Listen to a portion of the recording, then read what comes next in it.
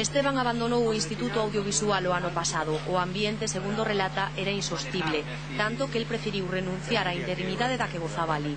Hoxe dá clases na Coruña. Contanos que o conflito xurdiu porque o director do centro consideraba que o profesorado non estaba suficientemente preparado para impartir clase, pero aquilo derivou nun enfrontamento xeralizado. El ten un carácter moi forte, un carácter moi autoritario, que lle gusta sempre imporse, manda sempre sobre todos, manda calar a xente, tenta de quedar sempre aí moi por riba, e cando ten que humillar a xente, pois fai non sen ningún problema. Da agresividade que Esteban describe dan conta algúns alumnos do centro. O temor ás represalias impídelles amosar o rostro ás nosas cámaras. Eles fálannos de humillacións e ameazas.